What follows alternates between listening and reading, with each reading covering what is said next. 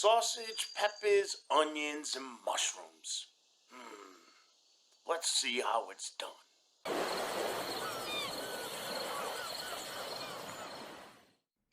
Hello folks, and welcome to the OceanState Cuisine, where in today's video we're going to be making sausage, peppers, mushrooms, and onions.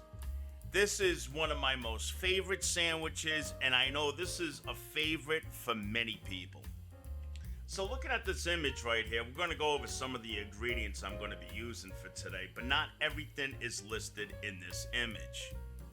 So to start off, I got 2 links of hot Italian sausage in the bag in the front. And then behind that I have a small can of mushrooms. If you have fresh mushrooms, you could also use those too. Just slice them kind of thin. Then next to that I got some Parmesan cheese. Then behind the Parmesan cheese, I got some pepperoncinis or vinegar peppers.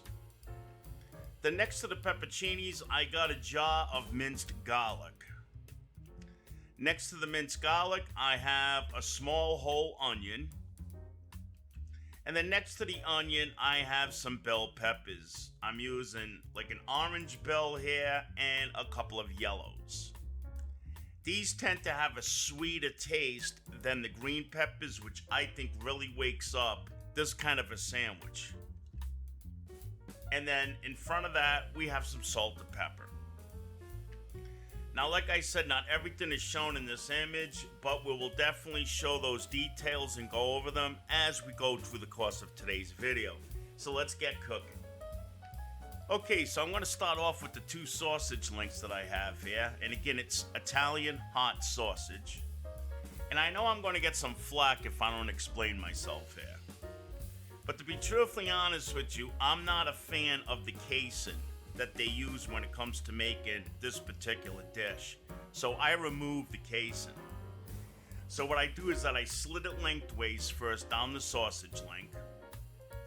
And then I carefully get one end of the sausage once it's butterflied, and I peel back that casing or the skin.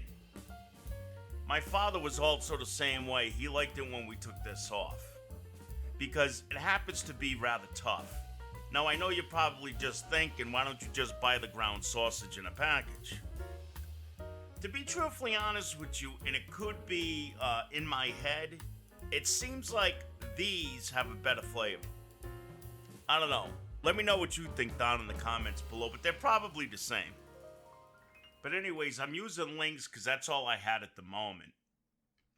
Now, in the meantime, I'm going to be heating up a skillet on my range around medium heat. We want to get that pretty hot. Alright, next we have to give the onion some attention. So I'm going to start cutting this up. And nothing fancy here, folks. I'm just going to do like a coarse chop. So we're going to start off by just slicing down the onion just like this into slices. And then pile them up on top of each other and just cut them either 1 or 2 times. And that's good enough.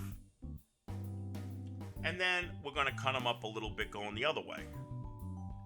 Now I'm not making too much of this today, so I'm just going to use that amount of onion right there and save the rest. Next we're going to start with the bell peppers. So I rinsed them off first. And I'm just going to lap off the tops where the stem is.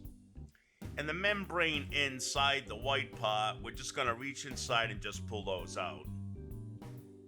And now back to the sink, and we're going to rinse out the center of that pepper. And now I'm just going to cut this in half like we see right here. What I do is that I cut the strips from the inside out because the inside of the pepper has something to grab onto with the knife blade. The outside of peppers we know is smooth and shiny, and the knife blade could just slide off. So this is a lot easier, and it's a lot safer. Nice and easy. You know what else really works good too at cutting up peppers and onions, believe it or not, is a serrated knife. And I'm going to be truthfully honest with you guys. Every time I cook something, even if it's the same meal, I probably do something different each time. Even with the seasonings. And I'm going to save the 3rd pepper for a little bit later and slice that up off camera. Now I think it's almost time to take the camera to the stove. Now on a medium heat, I'm heating up this large skillet, and then I'm going to add some olive oil. Just enough to coat the bottom of the pan. And then next, I'm going to start adding the sausage. Now, a lot of times, I like to grill the sausage outside on the actual barbecue grill because it really cooks it well. I like my sausage cooked really well done, to the point that it's almost on the dry side. Well, it is on the dry side, with still a little bit of juice and fats. It just seems like, especially on the grill, it adds a lot of flavor. But for now, for the ease of the video, I'm just going to cook it in the pan, and it comes out almost just as good. Now, after about 5 minutes, I'm going to start flipping the sausage, and we're going to see some color now forming on the opposite side. And now I'm going to let this cook now on this side for about another additional 5 minutes. And we're going to give it a flip again, and we're going to see now that it's starting to get that nice char going. And see that caramelization that's happening on the bottom of the pan? Oh, that's so good. Oh, that's so good. We're going to see a little bit later. The great thing about sausage, too, is that it's already seasoned. So, of course, we don't add anything to this, not even salt and pepper. And it just seems like, to me, that the sausage links that comes in the casing happens to have more fennel, which fennel is a great addition to sausage. I don't really notice the fennel as much in ground sausage, but I could be wrong, and I doubt that they make 2 different batches. Okay, now sausage does have sugars in it, so that's why it starts to really brown and char up a lot quicker now. So after about every 2 minutes or so, I just keep turning these until I get the desired color that I'm looking for. And did I mention the char stuck to the bottom of the pan? Okay, so now with my tongs, I think it's ready to remove the sausage. And then next what I'm going to do is get this excess grease, and I'm going to get rid of it. Now, I've had a lot of people ask, or I've seen in forums and stuff, like, what do you do with excess grease, bacon fat and things like that? Well, bacon fat, usually we want to save that if it's any good, because it's excellent when it comes to seasoning your pan for anything that you cook. But what I've been doing lately is I just save a jar, and I just fill up the jar. I just add the oils to the jar, and then I put it in the refrigerator so that it solidifies. And then once it's full, I throw it away. Now, I have worried at times of pouring hot grease into a cold jar from the refrigerator if it would crack. But so far it hasn't. But just watch out. Okay, now, back on the medium heat, we're going to heat this up a little bit. And now we're going to see the magic that's going to happen now with that char at the bottom of the pan.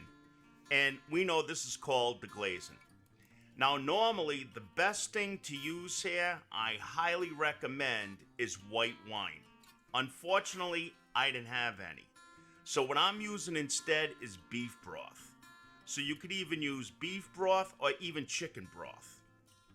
But I highly recommend white wine and even a beer. Of course, not together, but a beer if you don't have the white wine or you don't want to use broth. All right, now next, I'm going to add the peppers and the onion, and then soon the mushrooms. Once I add the mushrooms, I'm now going to give this a stir. And now all those flavors are mingling with the vegetables here from deglazing the pan. And then in goes some garlic. And I'm using minced garlic. It works fine for this. And that's probably about 1.5 teaspoons to maybe 2 teaspoons. And I want to mention too, you could probably tell by looking at the image when I showed it, but the can of mushrooms that I used is a small can. Now, a lot of times I don't have this item on stock, but I'm really starting to get into this. And it's the diced tomatoes with green chilies. So I'm going to add some of this to this mixture. That's going to provide a nice taste and a nice kick. So I think I had about 1/2 can left, so I just dumped the whole can right in there. And as we know, vegetables love salt and fresh ground pepper. Now I'm going to give everything a stir, blend it well, and then we're going to want to saute this or simmer it because those peppers we know have to cook down a bit. Now peppers, as we know, you got to watch out when you're cooking these because you don't want to really overcook them either. I like mine a little tender with still some firmness to it. What happens if you over saute sliced up peppers? The skin gets wrinkly, and a lot of times when you're eating the food, the skin separates and it gets caught in your throat. I just figured I'd throw that out there. So anyways, next I'm going to add some basil. For this, I wish I had some fresh basil, but I don't. And then we're going to hit it with some oregano. And I'm just giving these a fine dusting. Then I'm going to stir everything around, and now it's time to just let it simmer and cook. And we're going to check on it every 5 minutes or so, come out, and then poke the peppers with like a fork or the point of a knife and see how tender they are. Okay, so after about 6 or 7 minutes, I'm going to check on these and give them a good stir. Now, I also wanted to mention too, you could also use a lid and cover this. Just lower the heat a bit, and it's going to make them cook a little bit quicker. Okay, so now we can see that I just grabbed the fork, and I'm just going to poke a couple of these peppers and see how they feel. They're getting there, but not quite done yet. And then of course, I want to give it a taste test now. I want to see if it's going to need any more salt or anything else. I do have to admit, I'm not a big fan of taste testing food, but you have to. It's just too darn hot. Okay, so there's the thumbs up, so we're good to go. I don't have to add anything to this. Alright, so after about another 5 minutes, I'm going to check it again. And now the peppers are starting to feel pretty good. So now all that's left to do is to add back the sausage to the mixture. Okay, now next is optional. I only started doing this maybe about the last 5 times I've been making sausage and peppers. I add a little bit of tomato sauce to it. Not a lot, just a little bit just to accent it. And Prego makes a pretty good jar sauce. My favorite is Rayo's though. So we could say I only added maybe about a tablespoon and a half. Now we're going to give it a good stir again. And then of course, we need some Parmesan cheese. So in goes some Parmesan cheese. This is why earlier you don't want to add too much salt because we know Parmesan cheese has sodium in it. And now the last pepper I'm going to be adding to this, these are cold peppers, obviously, pepperoncinis or vinegar peppers, and I'm going to add some of these to the mixture. The vinegar base and these peppers give it a nice bite. And this time the pepperoncinis that I put, they're whole, so I'm just ripping them apart so that I don't put the seeds or the stem in there. And these peppers aren't the main pepper in this dish, so I probably only use maybe about 3 to 4 whole pepperoncinis. Then we're going to give it a good stir again. Now, another thing that you could do too, it's going to make it taste really good, but like I said earlier, I don't have any on hand. You could turn up the heat a bit and give it another splash of white wine. And let that simmer for a good 5 minutes to cook off that alcohol. And then I'm going to hit it with some dried parsley. And seeing, like I said, I don't have the wine, I gave it another splash of beef broth. And after a couple more minutes, gave it a final stir, and we're pretty much done. So you just pulled into port after shark fishing all day on the open waters. That stomach starts to rumble, and you just remembered that you have a great sausage and pepper and mushroom sandwich. Because this kind of a sandwich is even delicious cold. Now, I do highly recommend to use some cheese if you have some in the house. I either like American cheese or provolone sliced cheese or even some mozzarella. So there's my version, folks, of sausage and peppers the Italian style way with mushrooms and all the fine ingredients. Until the next time, thank you for watching the OceanState Cuisine.